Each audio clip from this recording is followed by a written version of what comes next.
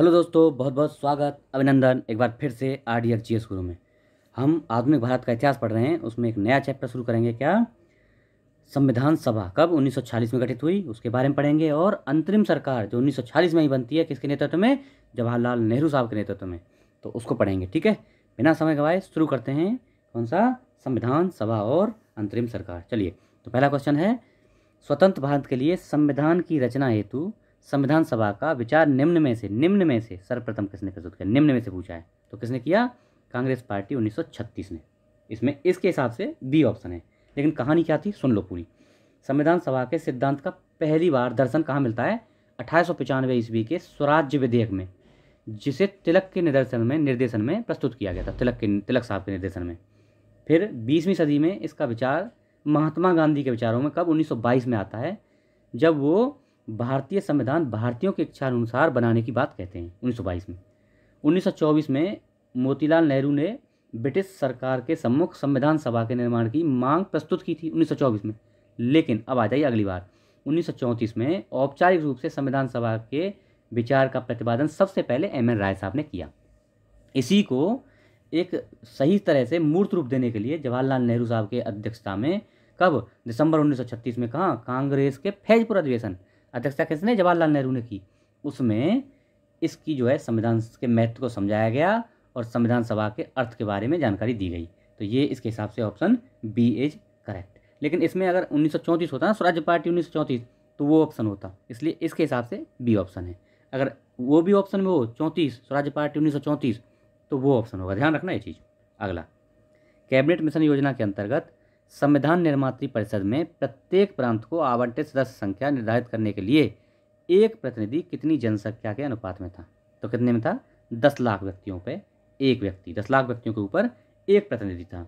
इसमें जो मतदान के लिए 3 वर्ग बनाए गए थे, मतदान किया जा रहा था उसके लिए 3 वर्ग थे। कौन से? आम, एक तो आम लोग, दूसरे में मुस्लिम लोग और तीसरे में सिख लोग। 3 जो है मतदान के वर्ग थे। याद रखना, ये भी क्वेश्चन इंपॉर्टेंट है।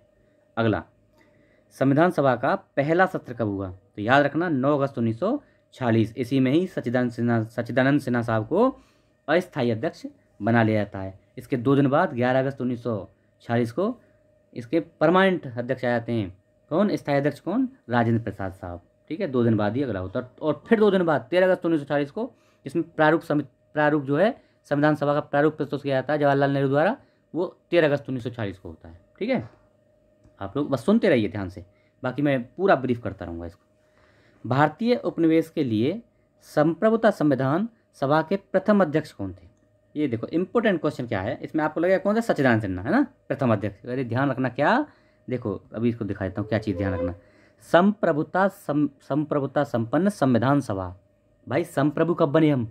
1947 में।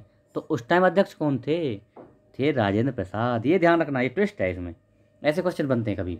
तो 1946 में जब 9 अगस्त को हुआ तब तो सच्चिदानंद सिन्हा थे पहले अध्यक्ष, पूछे सच्चिदानंद सिन्हा। और द्वितीय जो स्थायी अध्यक्ष पूछे तो राजेंद्र प्रसाद। और संप्रभु संविधान सभा के पहले अध्यक्ष तो भी राजेंद्र प्रसाद साहब हैं। ठीक है, सी ऑप्शन सही है इसमें। निम्नलिखित कथनों में से कौन सा एक सही है? इनमें से कौन सा एक सही है पूछा है। तो देखो, वर्ष 1940 में प्रांतीय सभाओं द्वारा भारत की संविधान सभा चुनी गई। सही है, बिल्कुल सही है, यही सही है, ये सही है। अच्छा, बाकी सही क्यों नहीं है वो भी सुन लो। देखो, जवाहरलाल नेहरू, एम.ए. जिन्ना, सरदार वल्लभ भाई पटेल संविधान सभा के सदस्य थे। जिन्ना कहाँ थे, इसलिए गलत हो गया, जिन्ना नहीं थे। भारत की संविधान सभा का प्रथम अधिवेशन 1947 में हुआ नहीं यार, 9 अगस्त 1946 अभी पढ़े ना, खत्म। 9 दिसंबर 1940 अभी पढ़े, खत्म है ये भी। भारत की संविधान सभा 26 जनवरी 1950 को अंगीकृत की गई। संविधान 26 जनवरी 1950 को एडॉप्ट हुआ नहीं भाई, 26 नवंबर 1949 को, इसलिए गलत है। अगला पढ़ते हैं, सच्चिदानंद सिन्हा किसके साथ जुड़े थे? इनमें से किसके साथ जुड़े थे? तो देखो, दांडी मार्च में नहीं थे, सबने अवज्ञा आंदोलन में नहीं थे, लेकिन भारत छोड़ो आंदोलन में वो जुड़े थे। भारत छोड़ो आंदोलन कब होता है? 1942, हम लोग पढ़ लिए हैं उसको। उसमें जो है सच्चिदानंद सिन्हा जुड़े हुए थे। ठीक है, अगला, निम्नलिखित में से किसने ब्रिटिश युग की केंद्रीय लेजिस्लेटिव असेंबली तथा स्वतंत्र भारत की संसद के अध्यक्ष पद को संभाला? किसने संभाला? कौन थे? जीवी मावलंकर साहब। इंपॉर्टेंट क्वेश्चन, बहुत इंपॉर्टेंट क्वेश्चन है, कई बार पूछा हुआ है। क्या है? ब्रिटिश युग की केंद्रीय लेजिस्लेटिव असेंबली और भारत की संसद, भारत की स्वतंत्र होने के बाद संसद, के अध्यक्ष जीवी मावलंकर साहब रहे। ये जो है मावलंकर साहब 1946 से लेकर 47 तक केंद्रीय लेजिस्लेटिव असेंबली के अध्यक्ष रहे। भारत के स्वतंत्र होने के बाद लोकसभा के पहले अध्यक्ष भी यही रहे, है ना। कब से कब तक? 1952 से लेकर 56 तक। इनके बारे में एक चीज़ और जुड़ी है, 1937 से लेकर 1946 तक, इस दौरान ये बम्बई प्रांत की लेजिस्लेटिव असेंबली के भी क्या थे? अध्यक्ष रहे थे। इनके पास बहुत अनुभव था। ठीक है, तो बी ऑप्शन करेक्ट है। अगला देखते हैं, 1946 में गठित अंतरिम बैठक की अध्यक्षता किसने की थी? अंतरिम बैठक की अध्यक्षता 1946 में। अब क्या पढ़ रहे हैं हम? अंतरिम सरकार पढ़ रहे हैं। अंतरिम सरकार में घुस गए 1946 वाली। तो किसने की थी? Option B, Jawaharlal Nehru. 1 अगस्त 1946 को बेबेल ने कांग्रेस अध्यक्ष जवाहरलाल नेहरू को अंतरिम सरकार बनाने के लिए निमंत्रण दिया, क्योंकि वो तो राजी नहीं हो रही थी। क्या मुस्लिम लीग राजी नहीं हो रही थी? तो 24 अगस्त 1946 को नेहरू भारत की पहली अंतरिम सरकार बनाने के लिए गठन करने के लिए ऐलान कर देते हैं। और याद रखना अगली डेट कौन सी? 2 सितंबर 1946। 2 सितंबर 1946 को भारत की पहली अंतरिम सरकार गठित होती है, जिसमें उस समय मुस्लिम लीग शामिल नहीं थी। अक्टूबर में शामिल होगी आगे जाके, जब दोबारा बेबेल हो जाएंगे इनको कि भाई शामिल हो जाओ, तब होते हैं ये। अगला क्वेश्चन देखते हैं, 1946 में बनी अंतरिम सरकार में डॉक्टर राजेंद्र प्रसाद के पास कौन सा विभाग था? इंपॉर्टेंट क्वेश्चन है। कौन सा था? तो इनके पास था खाद्य तथा कृषि मंत्रालय। राजेंद्र प्रसाद साहब के पास था खाद्य कृषि मंत्रालय। और रक्षा विभाग किसके पास था? बलदेव सिंह के पास, है ना। वहीं विदेश मामले और राष्ट्रमंडल किसके पास थे? जवाहरलाल नेहरू साहब के पास खुद थे विदेश मामले और राष्ट्रमंडल। और एक और पूछा जाता है कि रेल और परिवहन मंत्रालय किसके पास था? तो आसिफ अली साहब के पास था रेल और परिवहन मंत्रालय। अगला क्वेश्चन, जब 1946 में भारतीय मुस्लिम लीग को अंतरिम सरकार में सम्मिलित किया गया, तब लियाकत अली खां को जो विभाग दिया गया था वह था, कौन सा विभाग दिया गया था? देखो, अक्टूबर, मैंने बताया ना, दोबारा जब बेबेल बोलते हैं लीग को कि आप शामिल हो जाओ, तब क्या है, ये अक्टूबर 1940 में लीग इसमें अंतरिम सरकार में शामिल हो जाते हैं। क्यों? क्योंकि इनका प्लान था कि इसके अंदर जाके, सरकार के अंदर जाके ही इसी का विरोध करेंगे। तो इनको दिया जाता है उस टाइम पे वित्त विभाग। किसको? लियाकत अली खां। ये किसके थे? मुस्लिम लीग के ही सदस्य थे। उन्हीं की ओर से 5 लोग शामिल हुए थे, उनमें से एक थे। इनको वित्त विभाग दिया जाता है, वित्त मंत्रालय दिया जाता है।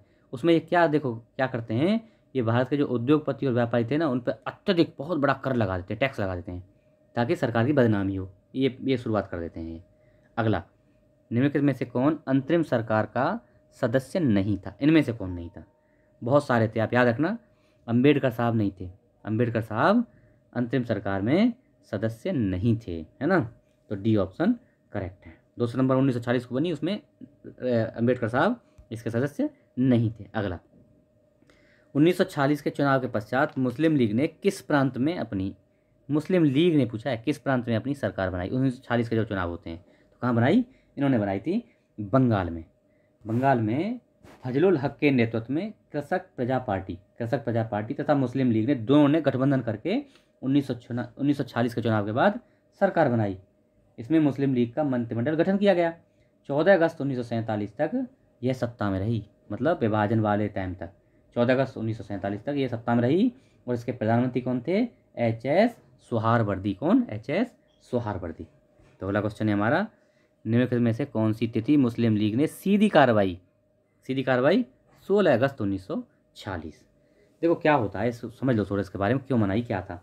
16 अगस्त 1940 की तिथि मुस्लिम लीग ने सीधी कार्रवाई दिवस के रूप में मनाई। क्यों? वायसराय ने अंतरिम सरकार के फैसले को नामंजूर कर दिया। मतलब ये क्या है, इन्होंने मांग रहे थे पाकिस्तान, बेबेल ने मना कर दिया, नहीं दिया जाएगा पाकिस्तान। तो इन्होंने क्या है, इन्होंने जो है मंत्रिपरिषद से सीधा जो है इस्तीफा दे दिया। और 16 अगस्त 1946 को सीधी कार्रवाई दिवस मनाने के रूप में निर्णय लिया। उस तिथि को इन्होंने दंगे फैलाना, आतंक मचाने के लिए प्रयास किए, और किए भी, हो भी गए भाई, आतंक खूब मचाया, जिससे ये दिखा सकें, गवर्नमेंट को दिखा सकें। उस टाइम गवर्नमेंट कौन? अंग्रेज गवर्नमेंट, कि हिंदू और मुसलमान एक साथ नहीं रह सकते। इनका ये प्लान था, ये दिखाना चाहते थे। इसका जो मेन केंद्र था कहाँ था? नोआखाली। कहाँ पे? पश्चिम बंगाल में पड़ता है नोआखाली। 1940 के दंगों का मेन केंद्र था, बहुत बड़ा हब था उस टाइम पर दंगों का। ठीक है, तो ये हमारा छोटा सा लेक्चर था। आशा है आप लोगों को पसंद आएगा। आप लोग इसको शेयर करते रहिए, लोगों को बताइए। अगर चैनल पर नए हैं तो सब्सक्राइब कर लीजिए और हो जाइए तैयार अगले बढ़िया से बढ़िया वीडियो आने के लिए, और नए से नए अच्छे से अच्छे सब्जेक्ट को शुरू करने के लिए, मेरे साथ जुड़ने के लिए आप लोग तैयार हो जाइए। सब्सक्राइब कर लीजिए चैनल को। Okay, thank you so much. Share वेयर करते रहिए, ठीक है। Okay, thank you so much.